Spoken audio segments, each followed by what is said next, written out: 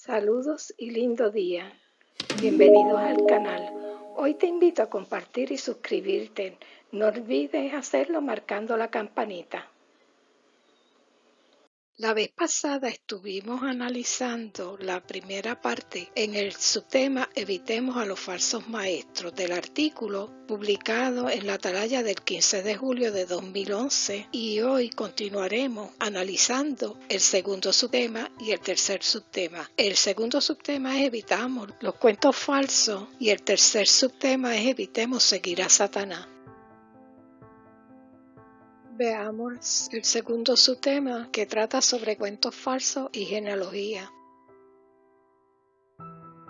Retomando las palabras de Pablo a Timoteo, vamos a conocer a lo que se estaba refiriendo, ya que la Watchtower da un enfoque sesgado a este texto que se presenta aquí. El texto es claro y a lo que se refiere es a las profecías sobre Timoteo, cuando los ancianos le impusieron las manos, lo que estaba diciendo Pablo a Timoteo en 1 de Timoteo, capítulo 4, versículo 14. A lo que Pablo se refería al aconsejar a Timoteo sobre guardarse de los cuentos falsos y a la genealogía es relacionado al asunto de la resurrección y a las corrientes filosóficas de pensamiento que estaban en pleno desarrollo y en boga en aquel entonces. Veamos 4 de estas corrientes de pensamiento. Veamos las evidencias. La Biblia de Estudio Arqueológica, nueva versión internacional del 2009, en la página 1943, clasifica las principales corrientes de pensamiento en el primer siglo, donde tenemos aquí el gnosticismo, el docetismo, los ebionitas y el arrianismo. El gnosticismo indica que el mundo natural era por naturaleza malvado y que a través del conocimiento se podía lograr la ascensión espiritual pura. El docetismo, por su parte, afirmaba la deidad de Jesús, pero negaba su humanidad. Un ser divino no puede sufrir y Jesús aparentaba ser humano y experimentar dolor. Mientras tanto, los ebionitas negaban la deidad de Jesús, siendo él un hombre perfecto que cumplió la ley de modo perfecta, siendo recompensado con el título de Mesías, mientras que el arrianismo negaba la divinidad de Jesús, catalogándolo como un semidios con más poder que los mortales, pero menos que un dios. Jesús era un ser extraordinario que se acercó a lo divino. Sostener la divinidad de Jesús destruye la unicidad y la inmutabilidad de Dios. Con la publicación del 1 de abril del año 1986, conectaremos el asunto de la resurrección que Himeneo y Fileto estaban difundiendo en el primer siglo y el marco de referencia que ofrece la Atalaya del 1 de abril sobre la unicidad de la congregación. Es este punto muy importante que está tocando y presenta el inconveniente de estudiar e investigar independientemente las escrituras, y en nombre de esa unicidad se desalienta a la persona a que trate de entender la Biblia haciendo estudios independientes, personales, etc. Para ser un asociado, como bien dice aquí este número, y estar aprobado en la congregación no consiste solamente en creer en Dios, sino que tiene que conocer las creencias básicas de la Watchtower, de la Organización de los Testigos de Jehová. Y el conocer esas creencias básicas, pues no tampoco lo autorizan a una persona a darse a conocer como testigo de Jehová. Para esto tiene que aceptar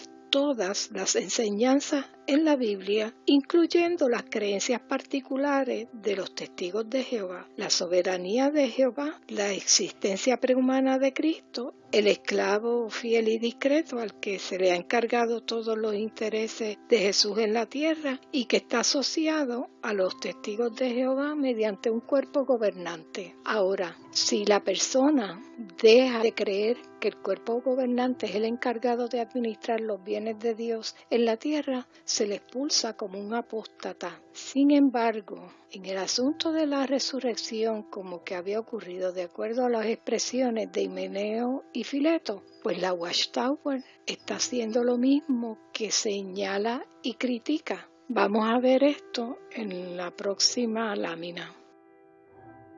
Este artículo del 1 de enero de 2007 en la página 25 sobre la resurrección inicia con que es necesario esta resurrección para el cumplimiento de Génesis 3:15, que establece la enemistad entre los hijos de Dios y los hijos de la serpiente, entre ambas descendencias.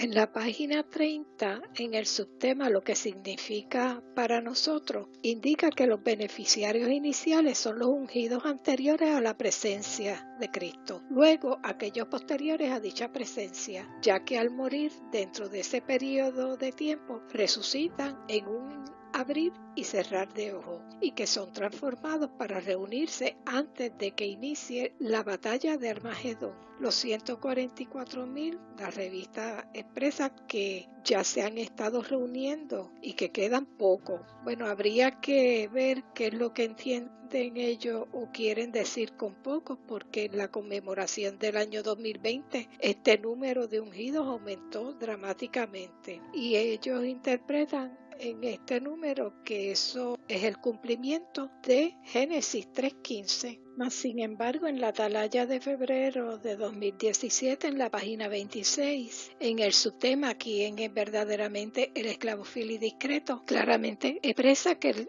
cuerpo gobernante no recibe revelaciones divinas ni es infalible y por tanto puede equivocarse en temas doctrinales y cuestiones de organización. O sea, básicamente aquí está haciendo un disclaimer. En la página 28 de la misma revista dice que todos debemos obedecer las instrucciones que llegan mediante publicaciones, reuniones, etc. Pero si esto no tiene el aval divino, porque por su propia literatura dice que no son inspirados, entonces ¿por qué exigen una obediencia y expulsan a las personas que deciden voluntariamente alejarse de esta organización porque sencillamente no estiman válidas las exigencias que está haciendo de que sea una obediencia ciega?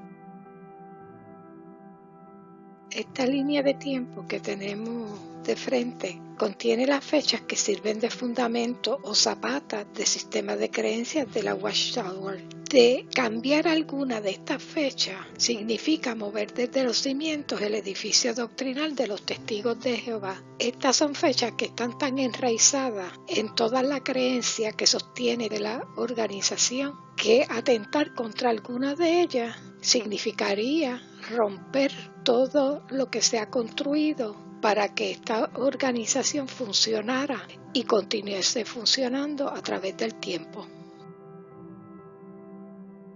La revista Torre del Vigía de Sion de enero 5 de 1892, volumen 13, número 2, explica que para octubre de 1914 pues estaba definitivamente marcada en la escritura esta fecha y que ya se encontraba en progreso desde octubre del año 1874. Y como vemos, pues desde el inicio estaba estableciéndose esta fecha de 1914 como fecha eje, fecha de cierre, donde iba a ocurrir la sucesión de eventos hasta que fuera manifiesto el nuevo milenio.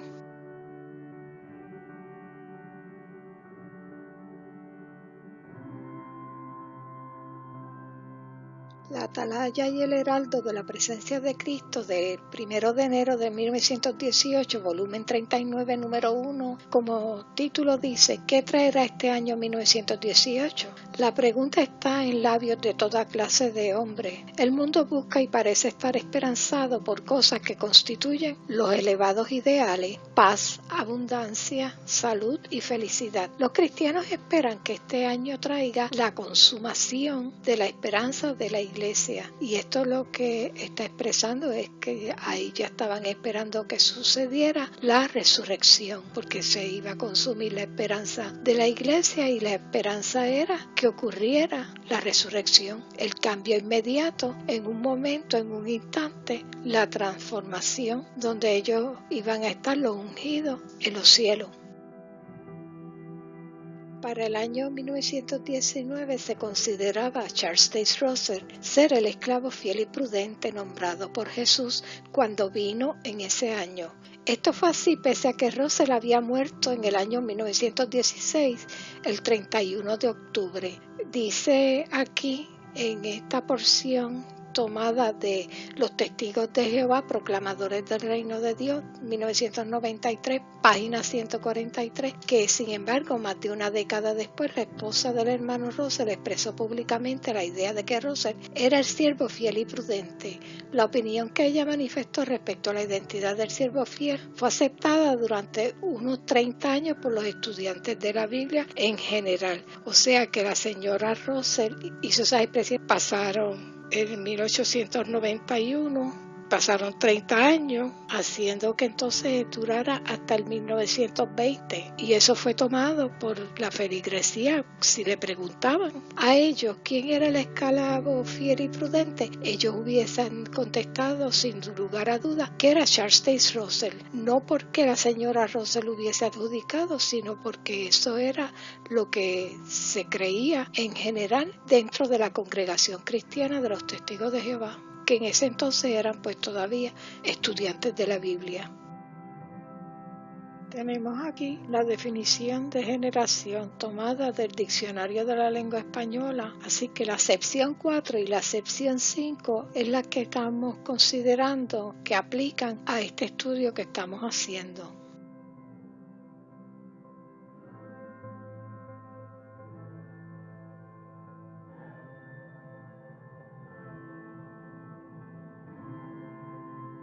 Teniendo como referencia los años 1981 al 2010, esta tabla nos muestra las diferentes posiciones respecto a generación que durante ese tiempo la organización expone. En el 1981, la gente que vive durante el principio de dolores de aflicción para este sistema mundial que está condenado a destrucción, esta generación de personas que vio los sucesos catastróficos que estallaron con relación a la Primera Guerra Mundial desde el 1914 en adelante. Esta descripción se ajusta muy bien a la definición previa que tenemos sobre generación del Diccionario de la Lengua Española. Ahora vamos a ver que para el 91 todavía esta definición se había mantenido más o menos igual respecto a lo que había dado la organización en 1981 y también en armonía con la dada en el diccionario que hemos citado. Para el año 2008 ya empieza a modificar el contenido al decir que hay todavía millones de personas vivas que nacieron en ese año y antes. Ahora le añaden aquí los que nacieron en el 1914. La definición previa dice que eran los que vieron los sucesos y aunque son menos, aquí hay que analizar el juego de palabras utilizado. Es cierto que hay millones de la generación del 1914 viva, pero lo que sucede es que la organización a quienes cuentan es a los testigos de Jehová ungidos que vieron estos sucesos en el año 1914. ¿Y cuántos de estos millones que está haciendo aquí referencia son testigos de Jehová? Realmente a estas alturas del tiempo pueden contarse como millones. Aquí pasa, como decimos en mi país, que se tranca el dominó, porque el tiempo ha pasado, ha hecho su trabajo y ha menguado este caballo de batalla que la organización utilizó durante tanto tiempo. Y ante esa disyuntiva vemos que para el 2010 surge la generación traslapada, y en esta generación traslapada dice que tuvo principio y que también tendrá final. Pues claro, todas las personas morimos, no podemos eximir de esta ley de vida, así que ante esta situación tuvieron que modificar utilizando lo que es generación traslapada. Respecto a los traslapados, ¿qué evidencia bíblica hay? ¿Dónde aparece el concepto o la palabra traslapado en las Escrituras? ¿En qué libro, epístola, carta, capítulo y versículo de la Biblia habla de que ocurre un traslapo? ¿Cómo la cronología del Antiguo Testamento y el Nuevo Testamento la sustenta? El argumento que acomoda Éxodo capítulo 1, versículos 6 al 8. La generación que conoció a José, dice el texto, que murió. Pues lo mismo sucede con la generación que conoció a Russell y la generación de los estudiantes de la Biblia que estaban vivos en 1914, presenciaron y vieron los eventos. Estos también murieron. Vamos a verlo en la próxima lámina. Tenemos la revista del 15 de mayo del 1984, donde muestra a la generación que no pasaría. Lamentablemente, ninguno de ellos está vivo hoy día.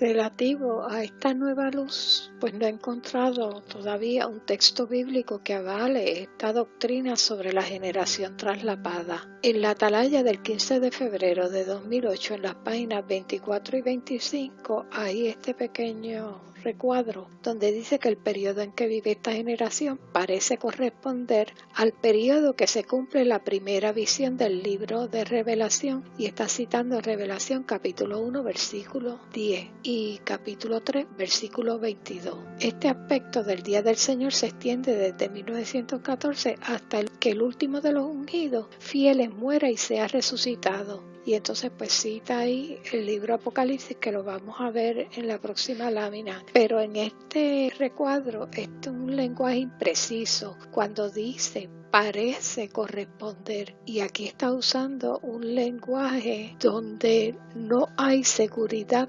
implícita de lo que se está diciendo, porque es por apariencia. Dice parece corresponder para presentar la evidencia bíblica clara y concisa que demuestre la validez de la prueba de que la generación de 1914 tendrá representantes con vida de personas del resto ungido que vio los acontecimientos que sucedieron cuando Jesús echó a la tierra a Satanás en 1914. El párrafo 4 de la página 24 del libro Apocalipsis contempla como hecho que las aseveraciones contenidas son para el día del Señor, o sea, de 1914 en adelante, y el hecho que lo demuestra y presenta dice que está apoyado por esta fecha. La oración clave que desnuda la validez está aquí con este condicionante, sí, donde dice sí. El cumplimiento de la primera visión empezó en 1914. ¿Cuándo termina? La visión entonces empezó o no empezó en 1914, porque entonces condiciona la fecha como si fuera cuestionable, un supuesto. Continúa diciendo, como muestran los mensajes mismos, la organización a la cual se dirige es a la congregación de ungidos de Dios, y que cuando muera el último ungido en la tierra, pues es levantado, o sea, resucitado a la vida celestial. El problema con esto es que, como vimos en el año 2017, en febrero, el cuerpo gobernante dijo que no recibe revelaciones divinas ni es infalible, y entonces ¿cómo pueden reclamar autoridad haciendo estas interpretaciones?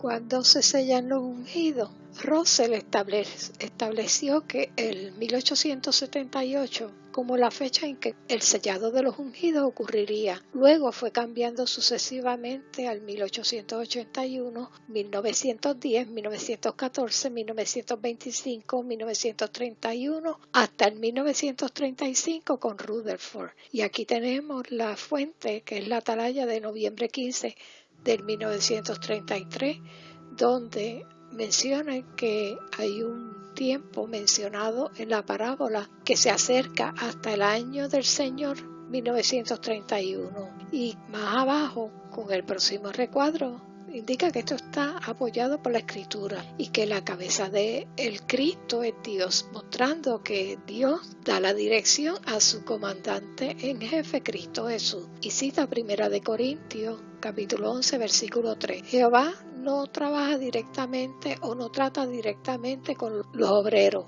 pero a través de su comandante en jefe y oficial ejecutivo y superintendente de la viña. Cristo Jesús, como el gran oficial ejecutivo en el templo, ahora lleva a cabo las órdenes de Jehová. Por lo tanto, Jehová le dice al Cristo que llame a los trabajadores, que el tiempo ha llegado para pagarles su salario. Bajo el subtítulo Disminuye el número de la atalaya del 15 de febrero del año 1995, en la página 19, según muestra este recuadro, indica que Jehová ha determinado que el rebaño pequeño se limite a 144,000 miembros y que los ha estado recogiendo desde el Pentecostés del 33 de la era común. Lógicamente, el recogimiento del rebaño pequeño se acercaría a su fin cuando el número estuviera casi completo, y los hechos muestran que el recogimiento general de estos cristianos, especialmente benditos, terminó en 1935. Quiere decir que para esta fecha, pues ya los ungidos, ya estaba cabalmente el número de ungidos, porque ese recogimiento pues había terminado para el año 1935, de manera que en esta página 19 se desalentaba a que las personas tomaran de los emblemas en la conmemoración, dado que ya ese número estaba completo. Mientras tanto, en la atalaya del 1 de mayo de 2007, página 31, pues hubo un reversazo a estas palabras, porque en este número indica que al pasar el tiempo algunos cristianos que se bautizaron después de 1935 han recibido testimonio del Espíritu Santo de que tienen esperanza celestial. Y aquí se cita Romanos capítulo 8 versículos 16 al 17. Por tanto, parece que no se puede dar una fecha específica de cuándo termina el llamamiento de los cristianos a la esperanza celestial. Sí, porque como según pasó el tiempo y había más ungidos, y en la última conmemoración fue récord de ungidos, o sea, de personas que tomaron los emblemas. Sobre el punto de vista de la educación, como la organización toma en consideración este tema, aquí tenemos la Despertar del 22 de agosto del año 1969, y en la página 15 pues tenemos una visión clara de cómo la organización percibe la educación, y esto se instó a los jóvenes que no estudiaran en esta época porque no iba a darles tiempo, ya que el cumplimiento de todas las profecías indicaba que este sistema corrupto pues tendría que terminar en unos pocos años. Así que esta generación que observó el principio de los últimos días en 1914, Jesús predijo: de ningún modo pasará esta generación hasta que sucedan todas estas cosas. Y está citando a Mateo capítulo 24 versículo 34. Y dice el artículo aquí que como persona joven nunca iba a realizar alguna carrera que ofreciera este sistema, y que si estaba en la escuela secundaria y pensaba obtener una educación universitaria, ponderara lo que significaba dedicar 4, 6 u 8 años para obtener un título. Por lo tanto, no iban a poder ejercer las carreras que estudiaran, y muchos creyeron esta información que se estaba dando por escrito. La organización era quien la daba, y tenemos que esas vidas truncas le hicieron caso a esta información que resultó ser mentira. El fin no vino. Tenemos aquí la Despertar del 22 de mayo del 1994. Y este número podría considerarse el artículo de la hipocresía. Estos rostros que vemos aquí, llenos de vida y futuro, no pudieron realizar su trayecto en la vida. Lo que los condenó a muerte en su momento, hoy día se evita con un cambio de doctrina: fracciones de sangre. Ahora, en este año 2021, pueden usarse fracciones de sangre. En el tiempo en que estos tesoros juveniles vivían, no. ¿Cuántos de ellos quizás pudieron haberse salvado con una fracción sanguínea en su momento? Perdieron sus vidas por hacer caso a un cuento falso.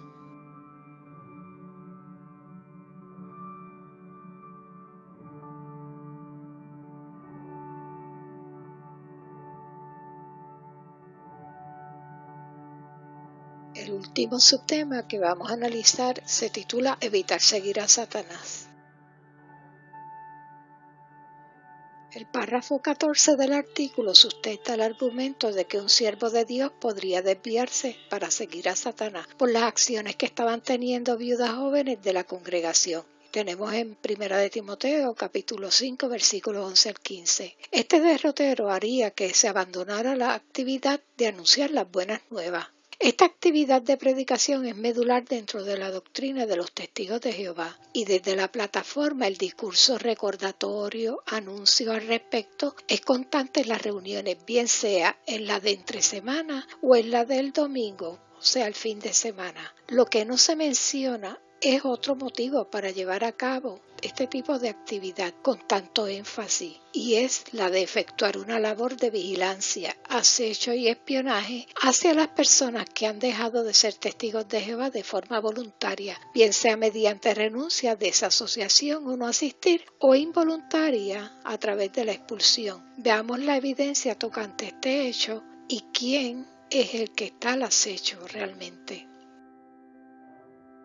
En la atalaya del 15 de abril del año 1991, en la nota al calce de la página 23, indica que si un testigo de Jehová se entera de que un expulsado vive en el territorio, debe informarlo a los ancianos de la congregación. Y aquí se cita al anuario del 1991. Tenemos la toma del anuario del 1991, páginas 53 a la 54, donde presenta el caso de un publicador de Noruega yendo en varias ocasiones a un hogar. La residente le dijo que había sido expulsada por fumar y el publicador, que resultó ser anciano, instruyó a la persona sobre los pasos a dar para regresar a la organización.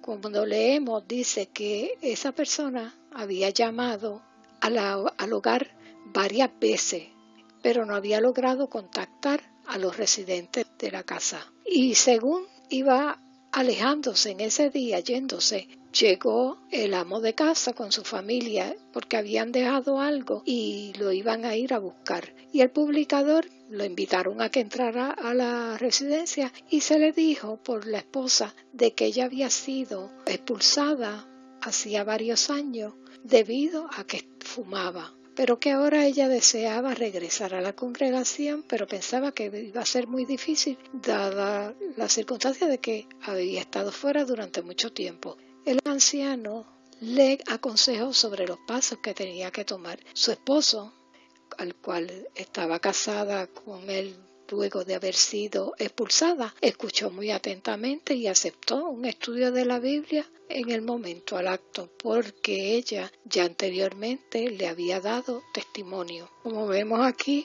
con esta revista, es una casualidad de varias veces esta persona fue a ese hogar. Esa persona resultó ser un anciano, demasiada casualidad, y estaba buscando a esta persona. ¿Cómo se enteró que esa persona estaba allí y en qué circunstancias estaba? Pues eso queda sobre el tintero, pero esta atalaya del 15 de abril de 1991 nos da una muy buena idea de lo que sucedió en ese momento. El párrafo 15 continúa con el artículo enumerando las cosas que le gustan a Satanás y las viudas jóvenes le servían sin darse cuenta, perdiendo el tiempo andorreando por las casas, al igual a quienes usan tecnología para comunicarse, chismeando y causando divisiones entre hermanos, imitando la actitud maligna del diablo. En este párrafo 15 tenemos una perla escondida. Nadie tiene derecho a decirle a otro lo que tiene que hacer en cuestiones personales. Esto es un típico caso de decir y no hacer. Es así porque los ancianos vigilan toda expresión y acciones de sus adeptos dentro y fuera de la congregación. El párrafo 16 recomienda seguir el consejo de Pablo según muestra 1 Corintios capítulo 15 versículo 58. Todo el esfuerzo de vida de las personas en la congregación es predicar, predicar y predicar, 3 veces y con énfasis, y dar donaciones, lo cual es un amplio tema para tratarse aparte. Hay que negarse a escuchar información negativa, hacer mucho en la obra del Señor, ya que es antídoto a la pereza y pérdida de tiempo. Confiar y respetar a los hermanos y no imponiéndoles nuestra opinión. Estas palabras suenan muy bonitas, pero cuando chocan con la realidad del día a día de las personas, hay un costo que la propia persona paga, muchas veces asumiendo y presumiendo que lo que se le ha dicho es cierto, la verdad. En el artículo que se estudió, el párrafo 17 asegura que el amor que Dios tiene asegura información sobre las cosas que se deben evitar. Si se siguieran las señales de tránsito de Satanás, perderíamos la vida eterna. Y el camino de Jehová no es más fácil, pero es el que lleva directamente a la vida eterna. Eso está impreso. Pero la realidad es que sí, tal como ilustra aquí esta imagen, si la persona hace preguntas, se le considera que ya es un candidato apóstata y está listo para expulsión. Si la persona se dedica a investigar por sí misma, la organización la desalienta reiteradamente, es candidato ¿para qué? Para una expulsión. Y si la persona cuestiona algo en la organización, especialmente que quizás ya no considere al cuerpo gobernante con la autoridad que dice tener de parte de Dios, esa persona automáticamente es considerado apóstata y por lo tanto es expulsado. Tenemos a continuación el fotodrama.